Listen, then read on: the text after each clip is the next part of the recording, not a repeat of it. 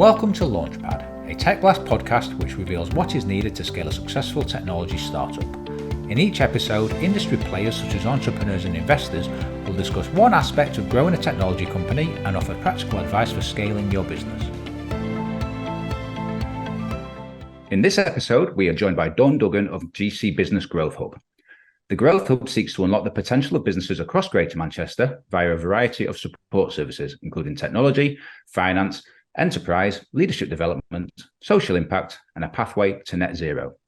Today, Dawn will help us to define what is meant by company culture, discuss how COVID challenged the traditional methods of building culture into a business, talk about GC Business Growth Hub's own culture, and explain how it helps companies to develop one themselves. So, Dawn, nice to see you today. Yes, thank you very much for inviting me along, especially on such a good topic to talk about.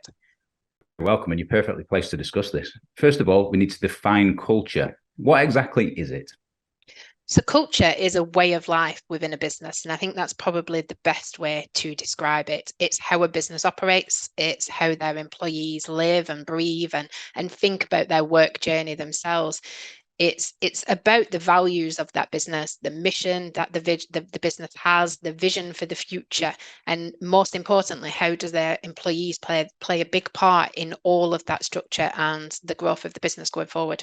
COVID had a massive impact on businesses' ability to create a positive culture. Is that something you experienced yourself? And how did that play out? Yes, definitely. We've got personal experience here at the Business Growth Hub about how COVID and the pandemic hit not just us as a business ourselves, but also all of the businesses that we're supporting, and we've continued to support since.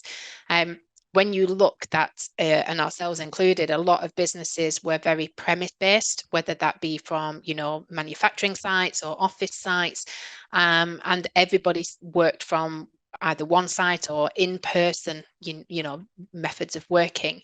During the pandemic, that had to very quickly shift into being a more virtual online experience.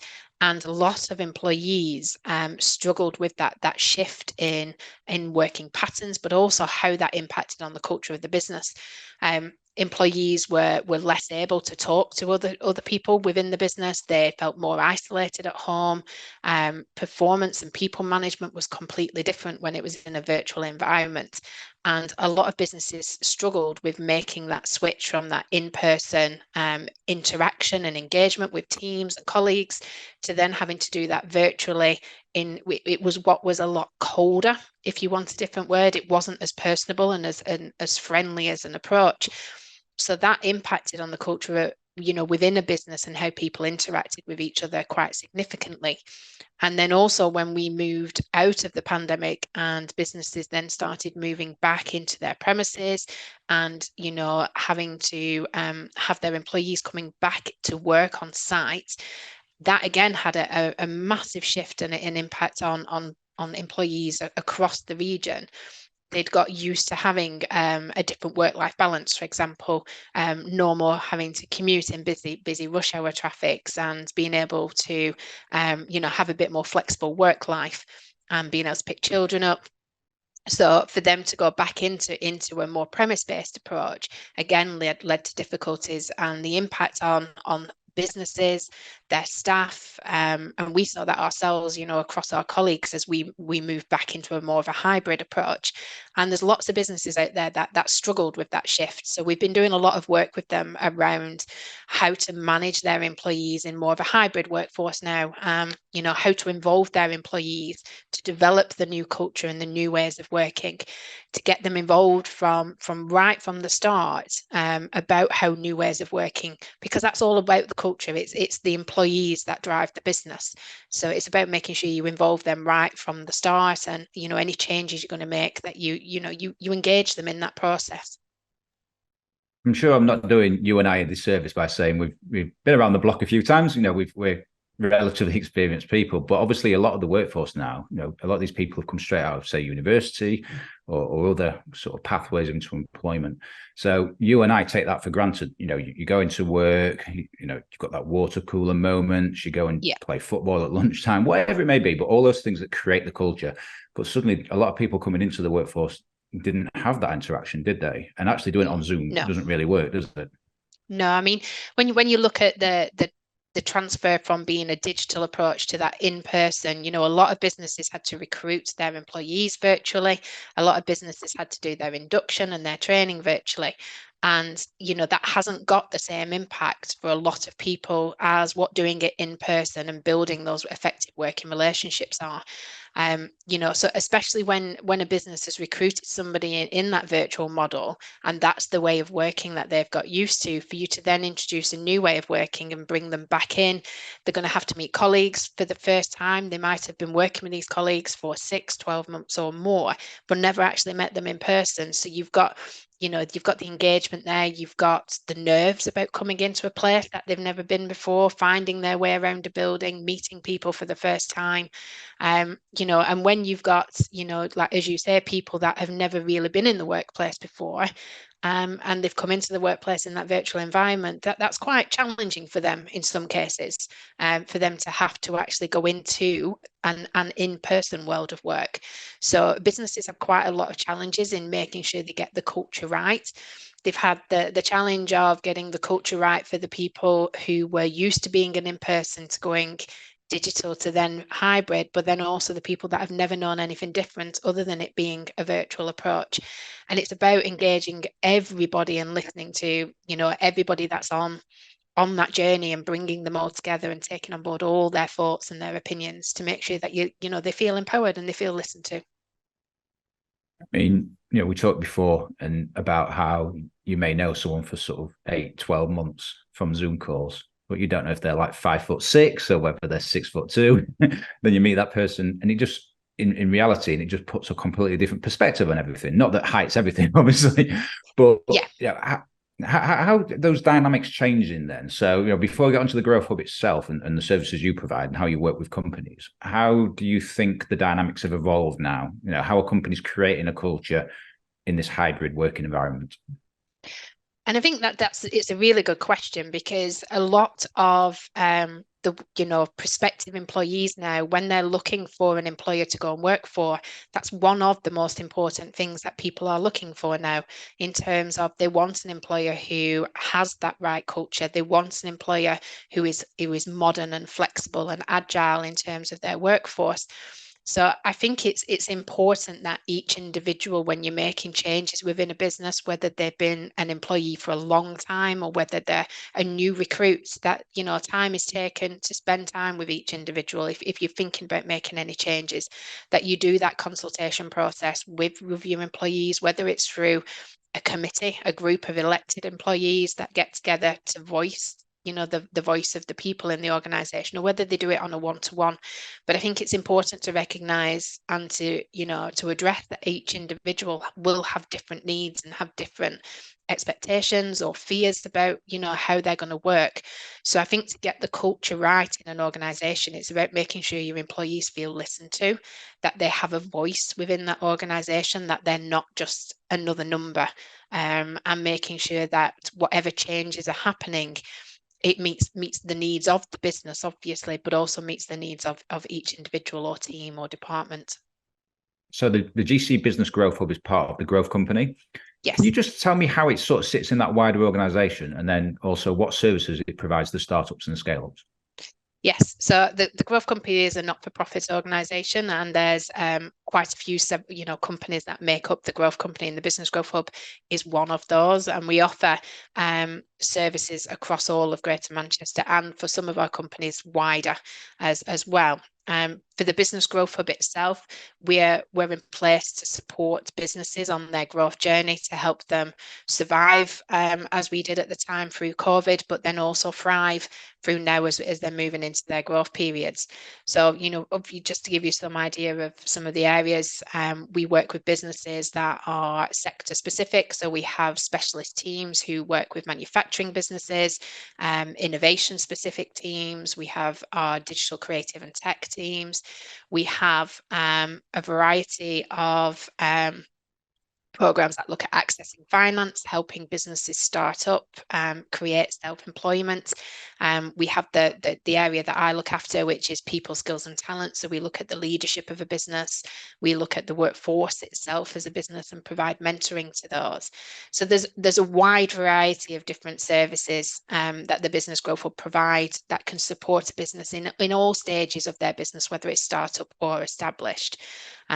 We've worked with over 15,000 businesses intensively, and our vision is to help Greater Manchester grow and thrive based on the economic return that we put into the area. You're very highly regarded in the region, if you don't mind me saying so. But obviously, look, from the outside looking in, until you talk to you guys, you're not really aware of just how central culture is to everything you do as an organization. So can you just tell me a little bit more about that? Yes. So, everything that, a business will grow, but it won't thrive without the people being on board. So a big part of what we do ourselves is our own culture. We look at providing back into the business community. Our staff do volunteering days to support back into the community we work with.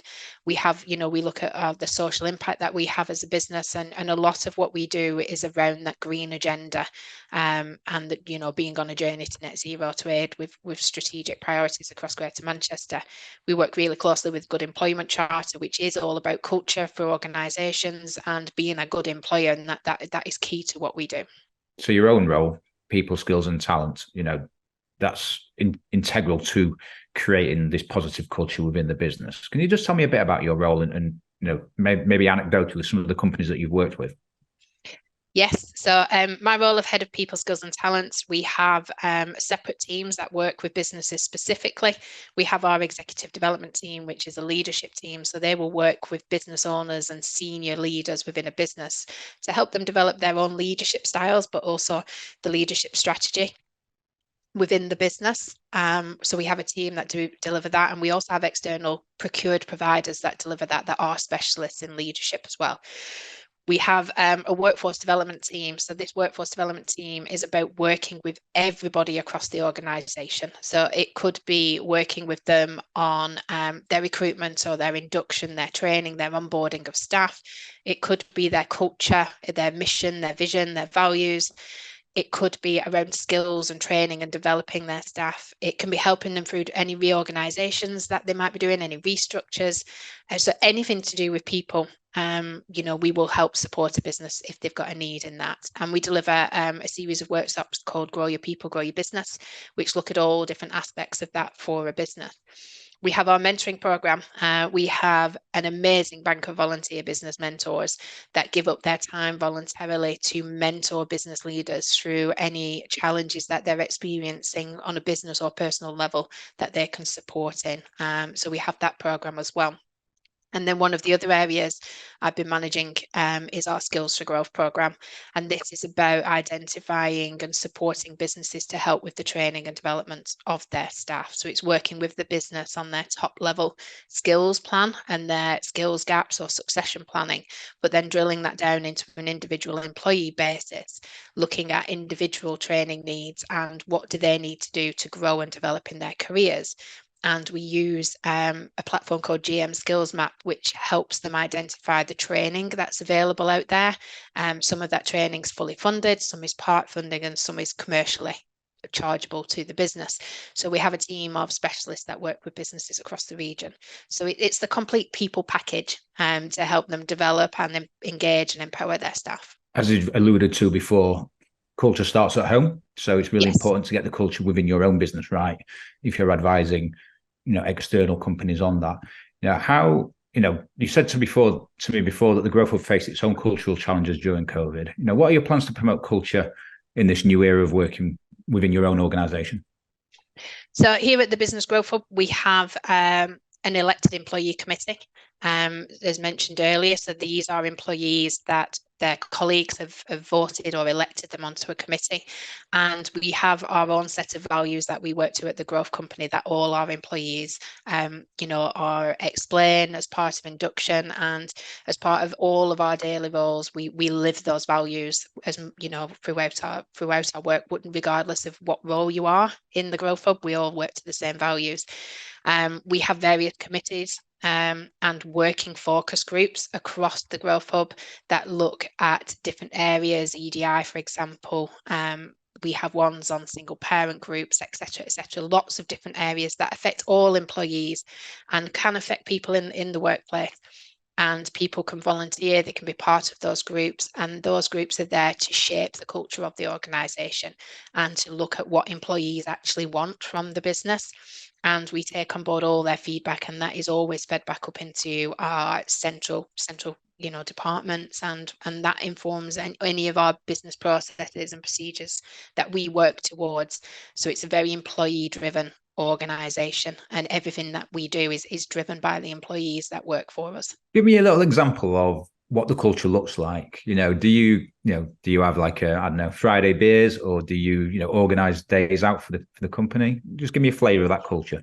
So because we are such a large organization, every sort of company within the growth company will do things slightly differently. But overarching from the growth company point of view, we have set all staff briefings and all staff events that people go along to, where they can find out what the business plan is. And that is shared from top down. Our CEO, Mark Hughes, he will explain what the business plan for the next 12 months is looking like. He will explain, the position from the last 12 months. He'll go through any of the changes within the business from a top level down. So all employees get the same information across there. And then there's various staff events and webinars and workshops that they can attend to find out more on particular topics that they want to do. At a Growth Hub level, we have quarterly staff events where we bring all of the Business Growth Hub employees together, and again, very similar. Information is shared widely, so it's very consistent and transparent across all of the team. That's then broken down into smaller sessions that people can get involved in, and they can attend these various focus groups. We have bite-sized learning sessions over lunchtime, so people can go along and find out more. We've got the volunteering days that staff can make use of. So 2 days per year where they can go off and volunteer into the local community. And so there's all sorts of different events that we bring on board. And we also take on board all feedback. So we have that employee elected committee where feedback gets fed into them from across the company, and then that is then shared and disseminated up into senior leadership and senior management. So it's a very wide perspective. And then down to team level, teams have different days. There's socials that are arranged on a regular basis, to meet outside of work, to bridge that hybrid gap, from it being that virtual. We've missed the coffee moments, the water cooler moments. So we're now bringing those back in and bringing the workforce back in and into a more hybrid. So it isn't just all working from home, and it's not all working from our offices. It is that agile approach. And we've listened to the employees, and they brought on board, they call it work your way. So we have a very agile working way, where you can work your agreed working hours between set times, and you agree that with your line manager, on a one-to-one basis as to how you want to work your day in line with, meeting business needs, but also meeting that work-life balance.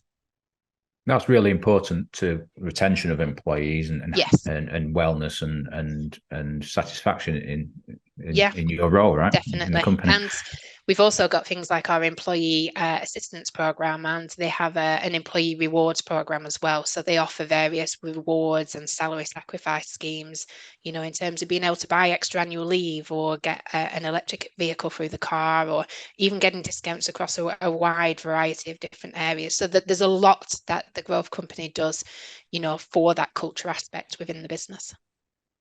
Now, this is the part of the pod stroke webinar where we ask you the reader questions. So the first of these are anonymous, by the way, so we don't have names, but apparently someone wants to know, what are the big no's for culture? What are the big no's? What should you not be doing when it comes to your company culture? I think the big nose is for somebody to on their own decide what that culture should be like. Culture is important that it includes and takes on board the voice of the people that work there.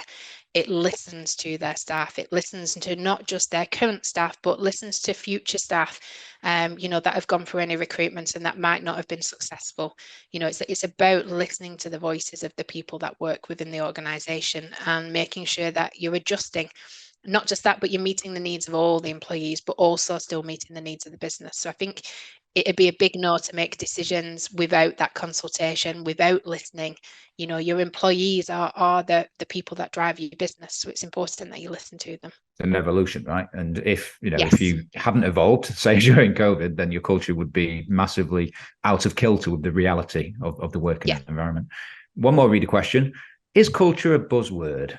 So we talk an awful lot about culture, is I guess the kind of premise to this. But is it kind of overplayed a little bit? It shouldn't be. Culture should not be a buzzword. It should be what is part of day-to-day working life. It should be the living aspect. It shouldn't be just used as a word. It should be what happens naturally.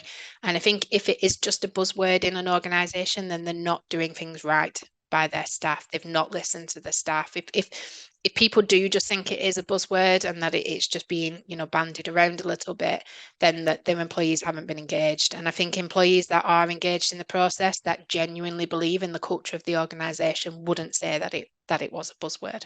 Now it's time for Rocket Fuel, which is the part of the pod where we ask you for your quickfire tips for companies looking to build a positive culture within their businesses. You've had a few days to think about this. What are your quickfire tips? What's your rocket fuel?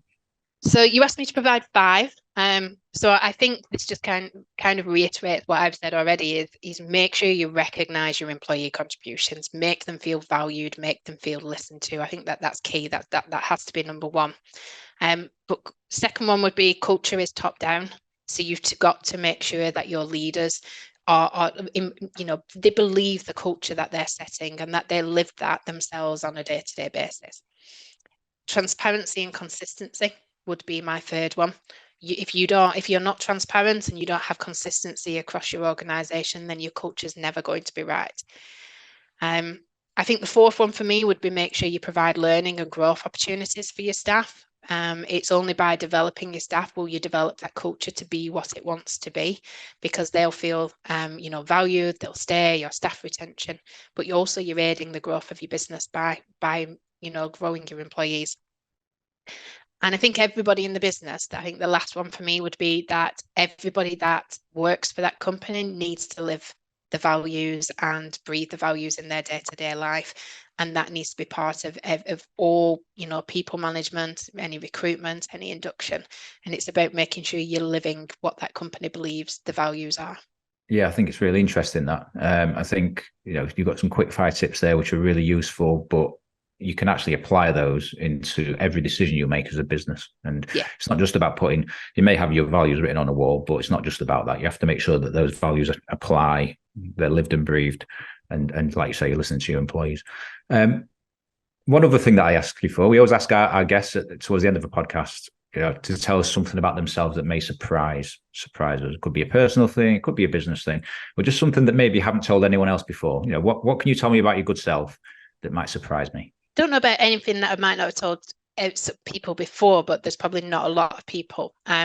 So I'd scuba dive, and I think, for me, being able to, it's a completely different world, and that's probably the easiest way to explain it. I never realized, you think that just going under the water, it would probably be the same as you looking on the outside, and it isn't. It's a completely different world under there, and it gives you a chance to put a completely different perspective on absolutely everything. And I think as a leader, myself, it gives me the time to reflect, because you can't think, it gives you time to switch off, and it's that time away from the stresses on the top of the world. You can't take those with you underneath the water, because obviously it's quite a dangerous sport to do whilst you're quite deep underwater. But I think for me, it's my switch off time. It's that chance to, just to not think of anything else. It's about developing my own, my own well-being, my own mental health. It gives me that time to be just completely in a different place. And I think a lot of people as well is, I'm a diver with a disability, with a spinal condition. And for me, it's an opportunity to show that, you can still do things that, do take you out of your comfort zone a little bit. And it's a chance to be completely weightless and under the water and experience a whole new way of looking at things, because it does put things into a different perspective. I'd love to do it. I've never done it before. I've done a bit of snorkeling in the swimming pool. It's not the same. But like you say, you can't really focus on much else other than, how much oxygen is there left in the tank, yes, right? that is one thing that you've got to really keep an eye on. Yeah, so you can switch off, but make sure you don't switch off the tank. Yes. Listen, it's been an absolute pleasure today. Sharing your thoughts and tips on building a positive company culture with us. It's important to listen to your staff. Culture evolves. We saw that with COVID, and it's a living, breathing thing. It's not just something that comes from the top down. It's got to be, part of, how the businesses run at every level, right? So, yeah, no, definitely. Yeah, thank you for that. If you've got any feedback on today's episode, or like to share your thoughts on building culture into a business, you can contact us on LinkedIn or Twitter, /X, or you can comment on the video episode of this podcast on YouTube. You can also drop us an email at podcasts@businesscloud.co.uk. If you enjoyed the episode and found it useful, please like and subscribe on your preferred platform, Spotify, Apple Podcasts, Google Podcasts, YouTube, and more, to be among the first to hear insights from renowned entrepreneurs and investors. Thanks for listening, and see you soon. Launchpad is a TechBlast podcast produced in partnership with pan-European B2B tech PR and communications agency Tyto. New episodes are streamed on TechBlast's YouTube, LinkedIn and Twitter pages from 12 p.m. on the final Friday of every month. Or you can find all episodes on YouTube and all major audio podcast platforms. Subscribe now so you never miss an episode.